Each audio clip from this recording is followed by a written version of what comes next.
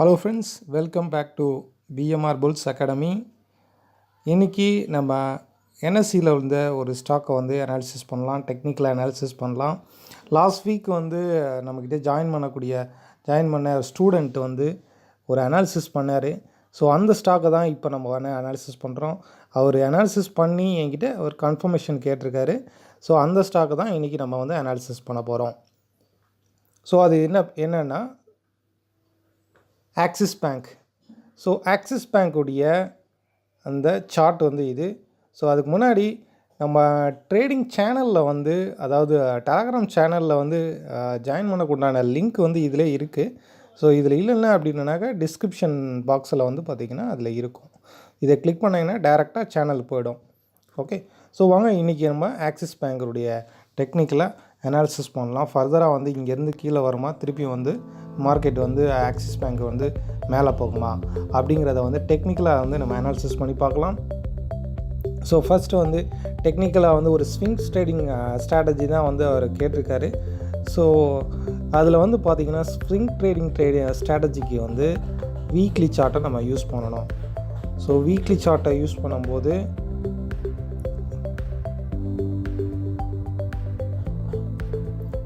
இந்த இடத்துல axis bank ஒரு சேனல் மாதிரி க்ரியேட் ஆகிருக்கு லாங் டேர்மாக.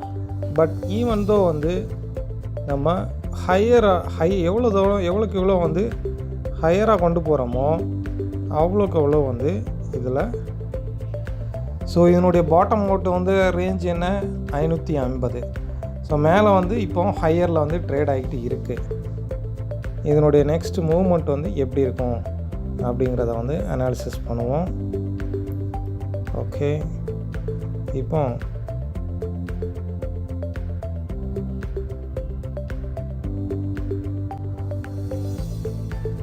ஸோ இது பார்த்திங்கன்னா இங்கேருந்து ஒரு சேனல் போயிருக்கு. அட் தி சேம் டைம் மேலேருந்து கனெக்ட் பண்ணோம் அப்படின்னா இப்போ இதை அந்த ஹையர் டைம் ஃப்ரேம் கொண்டு போவோம்.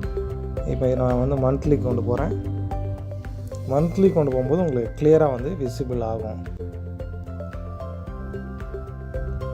ஓகே,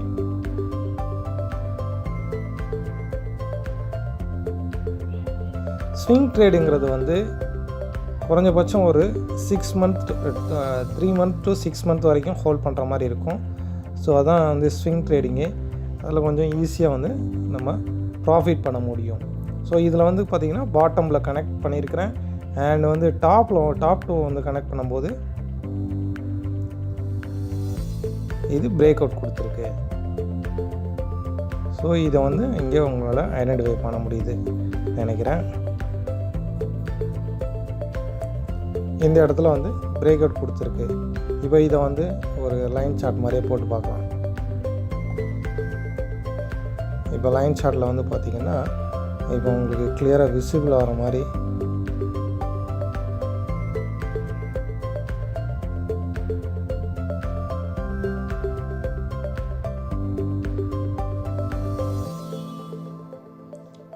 ஸோ ஒரு ட்ரையாங்கிள் ஃபார்ம் ஆகிருக்கு.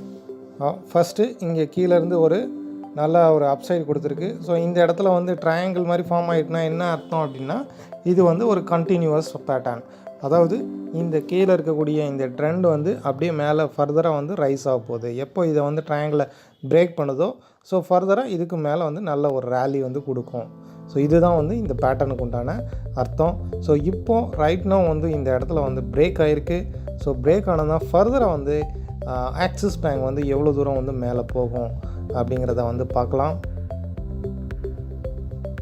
ஸோ கிளியராக இந்த பேட்டர்ன் பிரேக் ஆகிருக்கு. இங்கே பிரேக் ஆனதுனால ஸோ ஃபர்தராக பார்த்திங்கன்னா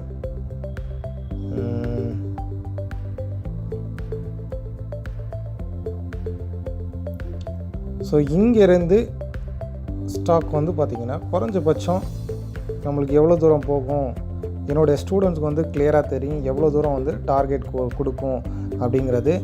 ஸோ கிளியராக இனிஷியல் 735 வரைக்கும் மார்க்கெட் போகும். கொஞ்சம் லாங் டேர்மாக பார்த்திங்கன்னா அதாவது 6 months to 1 year 830 வரைக்கும் மார்க்கெட் போகும். ஸோ இதுதான் இதனுடைய டார்கெட்டு.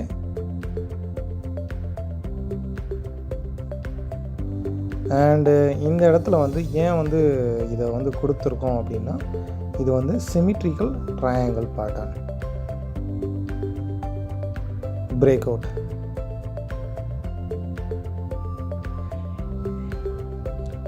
எதனால் வந்து பை பண்ணணும், எதனால் வந்து நம்ம வந்து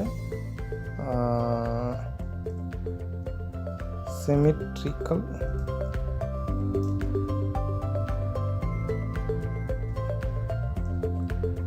triangle break out.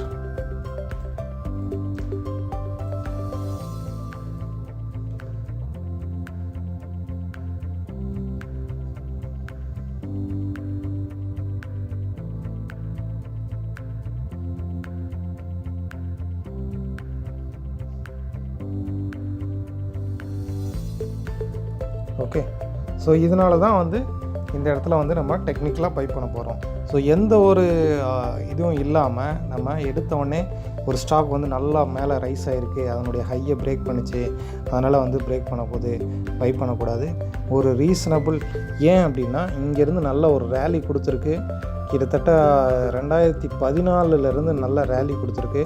So 2014 to 2015 வரைக்கும் ஒரு நல்ல ரேலி கொடுத்த மார்க்கெட்டு இங்கேருந்து 2015 2019 வரைக்குமே வந்து ஒரு சைட்வேஸ் மார்க்கெட்டாக தான் இருந்திருக்கு.